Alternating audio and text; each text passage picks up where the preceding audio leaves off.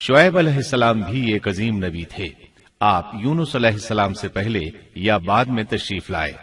مفسرین اور مورخین کے اقوال اس بارے میں مختلف ہیں۔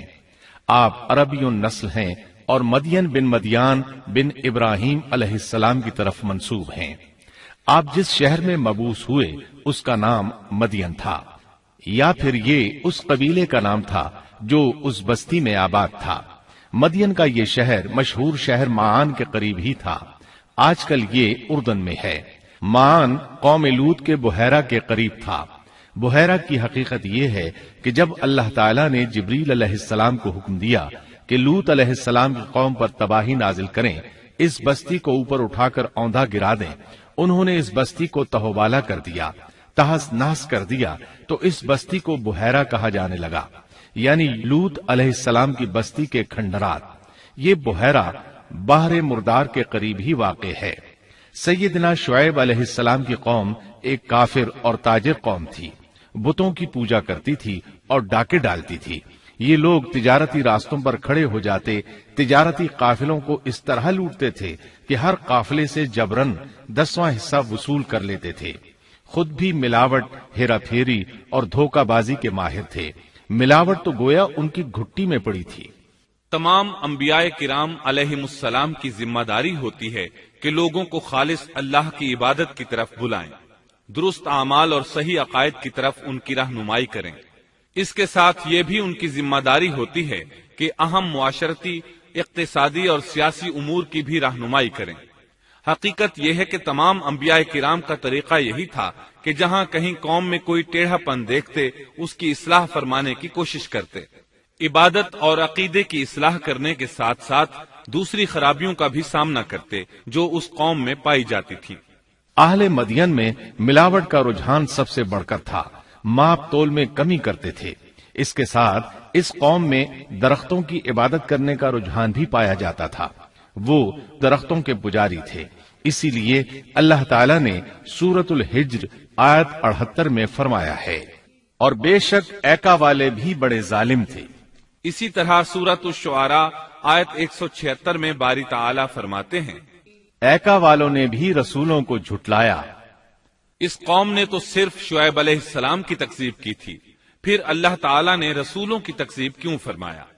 اس کا جواب یہ ہے کہ ایک رسول اور نبی کی تکذیب تمام انبیاء کرام کی تکذیب ہے، کیونکہ سب انبیاء کرام کی دعوت ایک ہے، سب کے سب ایک ہی دعوت دیتے رہے ہیں، سب کا ایک ہی اعلان تھا، تم اللہ کی عبادت کرو اور اسی سے ڈرو اور میرا کہنا مانو۔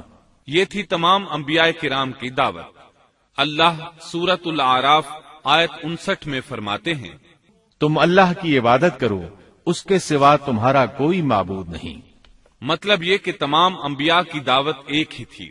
اب جو آدمی صرف ایک نبی کو جھٹلاتا ہے، اس کی تعلیمات سے کفر کرتا ہے، تو گویا وہ سب کو جھٹلاتا ہے، سبھی کی تعلیمات سے انکار کرتا ہے۔ یہی وجہ ہے کہ اللہ تعالیٰ نے فرمایا، ایکا والوں نے رسولوں کو جھٹلایا، باوجود اس کے کہ انہوں نے صرف ایک رسول کو جھٹلایا تھا۔ شعیب علیہ السلام نے قوم کو دعوت دینی شروع کی۔ اللہ تعالیٰ سورہ اعراف آیت 85 میں فرماتے ہیں، اور ہم نے مدین کی طرف ان کے بھائی شعیب کو بھیجا، انہوں نے فرمایا، اے میری قوم، تم اللہ کی عبادت کرو، اس کے سوا تمہارا کوئی معبود نہیں، تمہارے پاس تمہارے پروردگار کی طرف سے واضح دلیل آ چکی ہے۔ سب کے سب انبیاء کرام معجزات کے ساتھ تشریف لائے ہیں۔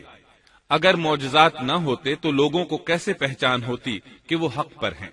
معجزات نہ ہوتے تو ہم ایک سچے نبی اور نبوت کے جھوٹے مدعی کے درمیان فرق کیسے کر سکتے تھے؟ نبی برحق تو معجزات لے کر آتا ہے، دنیا میں کوئی نبی ایسا نہیں آیا جو معجزات لے کر نہ آیا ہو۔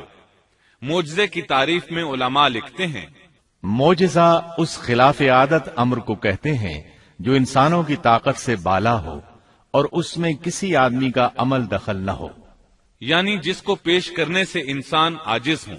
عاجز کرنے والی وہی چیز ہوتی ہے جو زمینی قوانین اور ضوابط کے خلاف ہو، مثلا مردوں کا زندہ کرنا، پہاڑوں کو چیر کر اونٹنی کا نکل آنا، لاٹھی کا سانپ بن جانا، چاند کا 2 ٹکڑے ہونا اور دیگر معجزات۔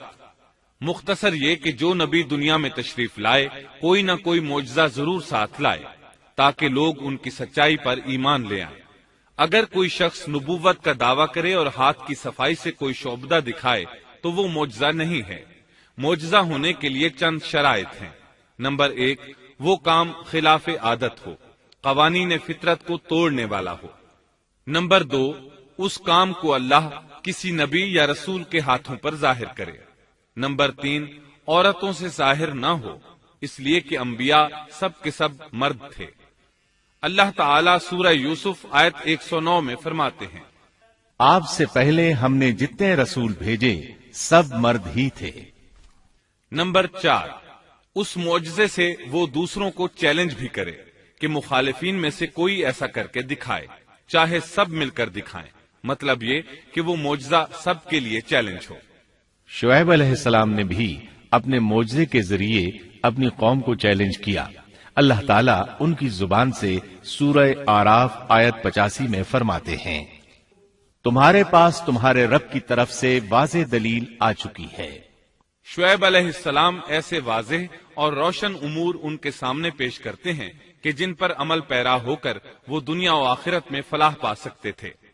سورۃ الاعراف آیت 85 میں ہے، بس تم ناپ تول پورا پورا کیا کرو اور لوگوں کو ان کی چیزیں کم کر کے مت دو، اور روئے زمین میں اس کے بعد کہ اس کی درستی کر دی گئی فساد مت پھیلاؤ، یہ تمہارے لیے فائدہ مند ہے اگر تم تصدیق کرو۔ اللہ تعالیٰ سورۃ الاعراف آیت 86 میں فرماتے ہیں، اور تم سڑکوں پر اس غرض سے مت بیٹھا کرو کہ اللہ پر ایمان لانے والوں کو دھمکیاں دو۔ مطلب یہ کہ تمام تجارتی راستوں میں کٹوتیاں کرنے کے لیے نہ بیٹھا کرو، اگر وہ تمہیں رقوم ادا نہیں کرتے تو تم انہیں دھمکیاں دیتے ہو، جیسا کہ سورۃ الاعراف آیت 86 میں ہے۔ اور تم سڑکوں پر اس غرض سے نہ بیٹھو کہ اللہ پر ایمان لانے والوں کو دھمکیاں دو اور اللہ کی راہ سے روکو اور اس میں کجی تلاش کرنے میں لگے رہو۔ اللہ تعالیٰ سورۃ الاعراف آیت 86 میں فرماتے ہیں، اور اس حالت کو یاد کرو جبکہ تم کم تھے، پھر اللہ نے تمہیں زیادہ کر دیا۔ ان کی تعداد بالکل تھوڑی سی تھی، اللہ نے بڑی تیزی سے ان کی تعداد میں اضافہ کر دیا، لیکن جب انہوں نے شعیب علیہ السلام کی بات کو نہ مانا تو ان کا انجام کیا ہوا؟ اللہ تعالیٰ سورۃ الاعراف آیت 86 میں فرماتے ہیں، اور دیکھو کیسا انجام ہوا فساد کرنے والوں کا۔ لوط علیہ السلام کی قوم چونکہ ان کے قریب ہی تھی، اس لیے ان کے انجام سے ڈرایا جا رہا ہے۔ قوم لوط کا واقعہ ان کے ہاں مشہور تھا۔ شعیب علیہ السلام کی دعوت کا تذکرہ سورہ ہود آیت 88 میں ہے کہ شعیب علیہ السلام نے اپنی قوم کو مخاطب کر کے فرمایا، ان اريد الا الاصلاح ما استطعت، میرا ارادہ تو اپنی طاقت بھر اصلاح کرنے ہی کا ہے۔ دائی حضرات پر صرف اپنی بساط کے مطابق پیغام پہنچا دینا ہوتا ہے۔ لوگوں کو ایمان لانے پر مجبور کرنا انبیاء اور دائی حضرات کے مشن میں شامل نہیں ہے۔ اللہ تعالیٰ سورۃ الغاشیہ آیت 22 میں فرماتے ہیں، آپ ان پر محاسب نہیں ہیں۔ مطلب یہ کہ آپ انہیں ایمان لانے اور راہ راست پر چلانے کے لیے مجبور نہیں کر سکتے۔ آپ کے ذمے یہی امر ہے کہ آپ ان کی اصلاح کرنے کی کوشش کریں۔ سورہ ہود آیت 88 میں ہے، میرا ارادہ تو اپنی طاقت بھر اصلاح کرنے کا ہی ہے، میری توفیق اللہ ہی کی مدد سے ہے، اسی پر میرا بھروسہ ہے اور اسی کی طرف میں رجوع کرتا ہوں۔ جب شعیب علیہ السلام نے انہیں ان باتوں کی طرف دعوت دی تو انہوں نے کفر کیا، آپ کو جھٹلایا، بلکہ یوں کہنے لگے، انہوں نے جواب دیا کہ اے شعیب، کیا تیری نماز تجھے یہی حکم دیتی ہے کہ ہم اپنے باپ دادوں کے معبودوں کو چھوڑ دیں اور ہم اپنے مالوں میں جو کچھ چاہیں اس کا کرنا بھی چھوڑ دیں؟ آج بھی بعض لوگوں کا یہی حال ہے، وہ سمجھتے ہیں دین کا مطلب ہے مسجدوں کی حد تک عبادت کر لو، سیاسی اور معاشرتی زندگی میں دین کی کوئی ضرورت نہیں سمجھتے، ان معاملات کو دین سے الگ چیز تصور کرتے ہیں، کہتے ہیں بس جی یہ تو دنیا کے مشاغل ہیں۔ یہی حال تھا شعیب علیہ السلام کی قوم کا۔ سورہ ہود آیت 87 کے آخر میں ہے، تو بڑا ہی باوقار اور نیک چلن آدمی ہے۔ مطلب یہ کہ انہوں نے مذاق کے انداز میں ان سے کہا، تو بڑا عقل مند ہے، کیوں ناراض ہوتا ہے؟ سیدنا ابن عباس رضی اللہ عنہما سے روایت ہے کہ وہ یہ بات ان سے مذاق کے انداز میں کہتے تھے، ان کی تعریف نہیں کرتے تھے۔ پھر شعیب علیہ السلام نے ان الفاظ میں سمجھایا، اور اے میری قوم، میرے خلاف ضد تمہارے لیے اس بات کا باعث نہ ہو جائے کہ تمہیں بھی ویسا ہی معاملہ پیش آ جائے جیسا قوم نوح یا قوم ہود یا قوم صالح کو پیش آ چکا ہے، اور قوم لوط تو تم سے کچھ دور نہیں۔ مطلب یہ تھا کہ قوم لوط تو تمہارے بالکل نزدیک تھی، ان پر آنے والے عذاب سے تو تم خود اچھی طرح خبردار ہو، جانتے ہو ان کے ساتھ کیا سلوک ہو چکا ہے۔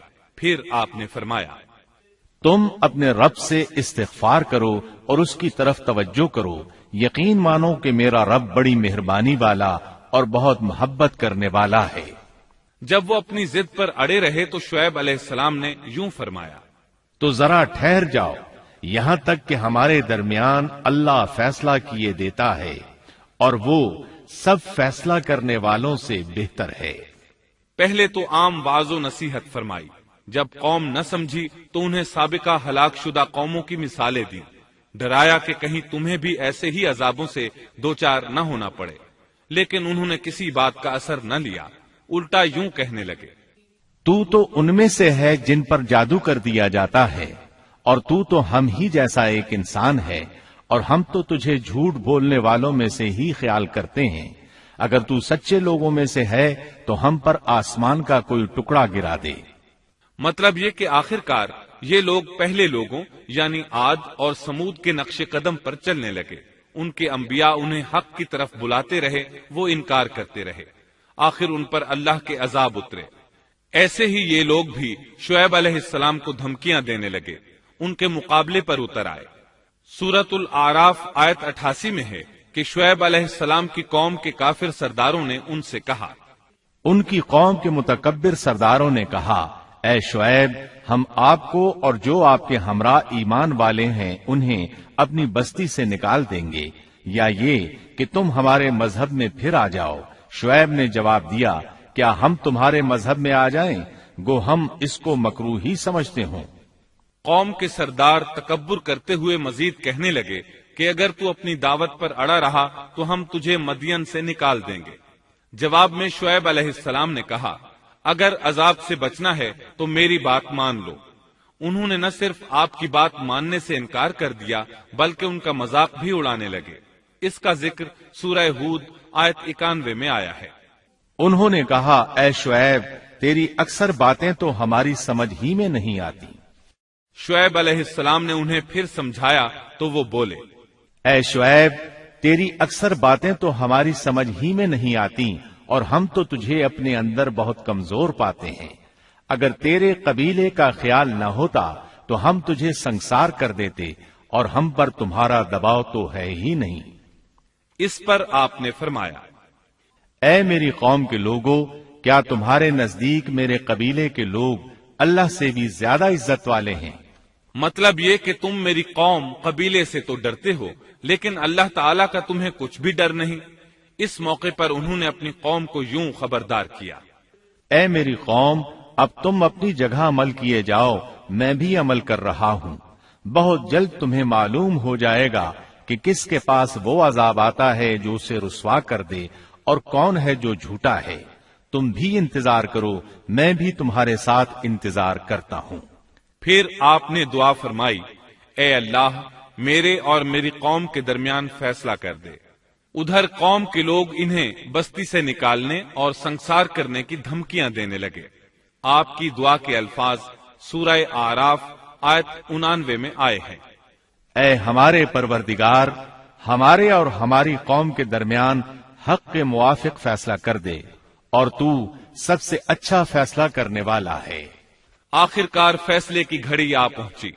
اللہ تعالیٰ نے سیدنا شعیب علیہ السلام اور ان پر ایمان لانے والوں کو نجات عطا فرمائی، اور ان کی قوم پر عجیب و غریب عذاب نازل ہونا شروع ہوا، اور عذاب صرف ایک ہی قسم کا نہیں تھا، کئی نوعیتوں اور شکلوں میں آیا۔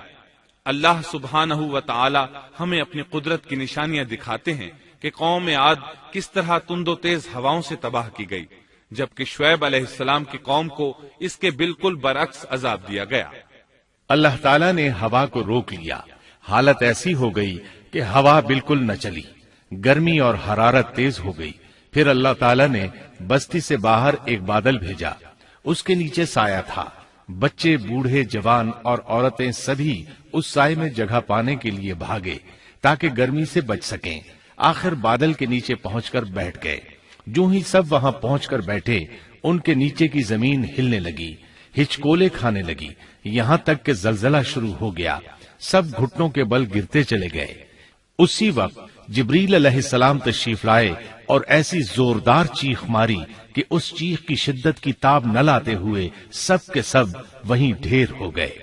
اللہ تعالیٰ سورۃ الشعراء آیت 189 میں فرماتے ہیں، پس انہیں سائبان والے دن کے عذاب نے پکڑ لیا۔ جب انہوں نے سائے اور ہوا کو گم پایا تو بادل کو دیکھتے ہی اس کے سائے کی طرف لپکے، لیکن اس میں تو عذاب تھا اور انہوں نے یہی تو کہا تھا، اگر تم سچے لوگوں میں سے ہو تو ہم پر آسمان کا کوئی ٹکڑا گرا دو۔ بس اللہ تعالی نے آسمان سے ایسا ہی عذاب بھیج دیا۔ اللہ سورہ اعراف آیت 91 میں فرماتے ہیں، پس انہیں زلزلے نے آ پکڑا، سو وہ اوندھے کے اوندھے پڑے رہ گئے۔ اللہ تعالی مزید فرماتے ہیں، سورہ ہود آیت 94 تا 95 میں ہے، جب ہمارا عذاب آ پہنچا، ہم نے شعیب کو اور ان کے ساتھ تمام مسلمانوں کو اپنی خاص رحمت سے نجات بخشی اور ظالموں کو سخت چنگھاڑ نے آ پکڑا، جس سے وہ اپنے گھروں میں اوندھے پڑے رہ گئے، گویا کہ وہ ان گھروں میں کبھی بسے ہی نہ تھے۔ آگاہ رہو، مدین والوں کے لیے بھی ویسی ہی پھٹکار ہے جیسی پھٹکار سمود پر پڑی۔ شعیب علیہ السلام اور ان پر ایمان لانے والے ان لوگوں سے دور کھڑے تھے، وہ ان کی طرف حسرت بھری نگاہوں سے دیکھ رہے تھے۔ سورہ آراف آیت 93 میں ارشاد ربانی ہے، اس وقت شعیب ان سے منہ موڑ کر چلے اور فرمانے لگے، اے میری قوم، میں نے تمہیں اپنے پروردگار کے احکام پہنچا دیے اور میں نے تمہاری خیرخواہی کی، پھر میں ان کافر لوگوں پر کیوں رنج کروں؟ اس کے بعد وہ دوبارہ مدین کی طرف لوٹ آئے، کیونکہ مدین شہر تو باقی رہ گیا تھا، صرف اہل مدین ہی تباہ ہوئے تھے۔ بعد میں لوگ آہستہ آہستہ مدین میں آ کر آباد ہونے لگے۔ مدین شہر پھر سے آباد ہو گیا، اس کی رونقیں لوٹ آئیں۔ اب مدین کے اکثر باشندے مسلمان تھے، وہ مسلمان جو شعیب علیہ السلام کے ساتھ تھے۔ وہ اور دوسرے علاقوں سے آنے والے کفار اب اس شہر کے باشندے تھے، اور یہی وہ مدین شہر تھا جس میں سیدنا موسیٰ علیہ السلام تشریف لائے تھے۔ شعیب علیہ السلام کا قصہ اپنے اختتام کو پہنچا۔